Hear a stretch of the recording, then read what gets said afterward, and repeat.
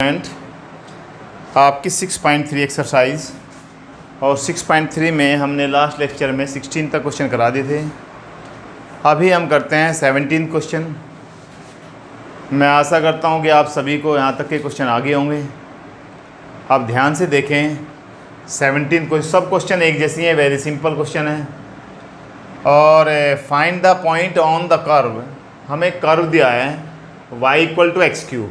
चलो जी, y equal to x cube दिया है तो लिख लेते हैं। अब स्लोप की बात कर रहा है तो स्लोप के लिए हमें क्या करना पड़ेगा, डिफ्रेंशिएट करना पड़ेगा। तो y डैश इक्वल टू कितना आ गया 3x स्क्वायर, यानी कि निकल गया slope of tangent. Slope of tangent हम लिख देते हैं स्लोप ऑफ टेंजेंट। अब एक बात देखिए, इसने कहा है, अब आप आगे सोच विच, यहाँ तक देख लीजिए। आगे इसने कहा which the slope of tangent equal to Y coordinate. हमारे पास एक कोऑर्डिनेट जो होता है एक्स कोऑर्डिनेट होता है, एक वाई कोऑर्डिनेट होता है। तो वाई कोऑर्डिनेट क्या है, वाई। ये कह रहा है बट क्वेश्चन में क्या कह रहा है, गिवन है हमें कि स्लोप ऑफ टेंजेंट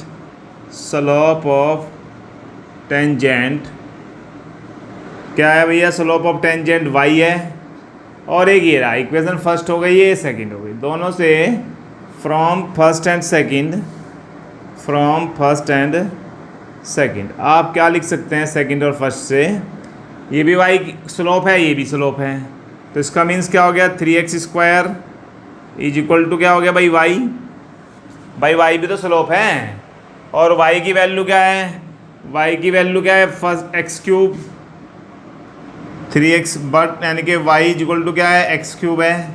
तो 3x square is equal to क्या हो गया, एक्स क्यूब। अब हम इसे x cube minus 3x square equal to 0 भी लग सकते हैं। यहाँ से एक्स स्क्वायर अगर कॉमन ले लूँ तो x माइनस 3 आ जाएगा, यानी कि x की वैल्यू 0 आ गई एक तो, और एक x की वैल्यू क्या आ गई 3। हमारे पास x की वैल्यू निकल गई। फाइंड क्या कराना चाह रहा है, पॉइंट क्या रहा है अगला। अब क्वेश्चन वाला पॉइंट क्या था, तो y इसमें पुट कर दीजिए। यहाँ पर फर्स्ट में put in equation of curve.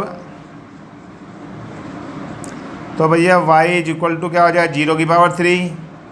तो यहाँ y की वैल्यू क्या आ गई 0, यानी कोऑर्डिनेट बन गया, आप एक पॉइंट तो बन गया 0 0। दूसरे वाला जब y इज इक्वल टू क्या है, x की पावर 3 और y इज इक्वल टू क्या आया 3, x का वैल्यू 3 रख दो तो y की वैल्यू आया 27, यानी कि हमारे पास जो बना 3 और 27। आपको फिर बता देता हूँ। इसने कहा था कर्व दिया हुआ था और स्लोप कहा था y कोऑर्डिनेट है। हमने पहले कर्व का डिफरेंशिएट किया जिससे हमें मिल गई स्लोप। अब स्लोप ऑफ टेंजेंट उसने पहले से कहा है y कोऑर्डिनेट है, तो हमने y लिख दिया। दोनों को इक्वेट कर दिया, y की वैल्यू एक्स क्यूब रखी तो हमारे पास X cube minus X square 3x square equal to 0, और एक्स स्क्वायर कॉमन लिया तो x की दो वैल्यू आ गई 0 और 3। फर्स्ट इक्वेशन कर्व वाली में रख दी तो y की वैल्यू निकल गई, हमारे 2 पॉइंट आ गए 0 0 और 3 27। अब आगे चलते हैं क्वेश्चन नंबर 18। अब क्वेश्चन नंबर 18 देखिए क्या कहता है। इसने कहा है फॉर द कर्व दिया हुआ है, सीधी सी बात है। आप कर्व को लिखिए, क्या कहता है, y is equal to 4x की पावर 3 माइनस 2x की power 5 and all the point eight which the tangent pass through the find all point. इसने कहा है मैं सारे पॉइंट फाइंड कीजिए। फाइंड करने हैं हमें क्या, उसके पॉइंट। कौन से point, which the tangent pass through the origin, जिसका टेंजेंट ओरिजिन को पास करके जा रहा है। चलिए हम एक बना देते हैं कर्व। मान लिया जाए ये आपका टेंजेंट जा रहा है और ये कर्व है भाई, ये आपका कर्व है। कहाँ से जा रहा है, ओरिजिन से जा रहा है।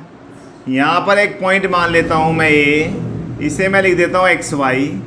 तो हमारा ये टेंजेंट हो गया जो कहाँ से पास हो रहा था, ओरिजिन से। ये कह रहा है मैं सारे पॉइंट फाइंड कीजिए जो इसके ऊपर आ रहे हैं। चलिए भैया देखते हैं। अब हम क्या करें, इसका डिफरेंशिएट करें तो y dash is equal to 4 3 12x की पावर 3 और माइनस 10x की पावर 4। चलो अब हमारे पास जो टेंजेंट है टेंजेंट क्या है भाई, ये आ गई slope of tangent, slope of tangent. चलो भाई, अब टेंजेंट क्या है भाई, टेंजेंट है ओ ए। मान लिया यहाँ पर ओ है, यहाँ पर ए है। ओ के पॉइंट क्या है 0 0, ए के पॉइंट क्या है एक्स वाई। तो हम क्या करें, यानी कि टेंजेंट स्लोप का लिए फॉर्मूला क्या हो जाएगा, स्लोप इसे आप लिख दीजिए x1, इसे आप लिख दीजिए y1, इसे आप लिख दो x2, इसे लिख दो y2। स्लोप का फॉर्मूला आपने 11th में 10th में पढ़ा, y2 minus x1, y2 minus y1 upon x2 minus x1, यानी कि y2 कितना है y minus 0 upon x minus 0, यानी कि y अपॉन x आ गया भाई। हमारे पास स्लोप आ गया y अपॉन x। किससे आया, ओ ए टेंजेंट से। और ये स्लोप दे ही रखी है हमें। जब ये भी स्लोप है, ये इक्वेशन फर्स्ट मान लो, इसे सेकंड मान लेते हैं, इसे थर्ड मान लेते हैं। अब दोनों, ये वाली भी स्लोप ऑफ टेंजेंट है, ये भी स्लोप ऑफ टेंजेंट है, दोनों इक्वल हैं, तो हमें दोनों को इक्वल रख देना चाहिए। तो फ्रॉम सेकंड एंड थर्ड हम क्या कर सकते हैं, 12x की पावर 3 माइनस 10x की power 4 is equal to Y upon X. चलो भैया, x की मल्टीप्लाई इधर कर दें, 12x की पावर 4 माइनस 10x की पावर 5 और is equal to Y. Y क्या है, ये रहा फ्रॉम फर्स्ट, तो y की वैल्यू लिख दीजिए फ्रॉम फर्स्ट। ये हो जाएगा 12x की पावर 4 माइनस 10x की पावर 5 और y की वैल्यू क्या है, 4x की पावर 3 और भैया माइनस 2x की पावर 5, यानी कि 12x की पावर 4। ठीक है, हमारे पास ये आ गया भाई, दोनों इक्वेशन को हमने इक्वल रख दिया। अब आगे इसे सोल्व करते हैं और सिंप्लीफाई करके हमारा आंसर निकल जाएगा। हमारे पास, अब इसको एक काम करते हैं, इधर एक साइड में ले आइए, उधर ले जाओ, तो यहाँ पे हो जाएगा माइनस 2x की पावर 5 प्लस 10x की पावर 5 प्लस 4x की पावर 3 माइनस 12x की पावर 4 इक्वल टू 0।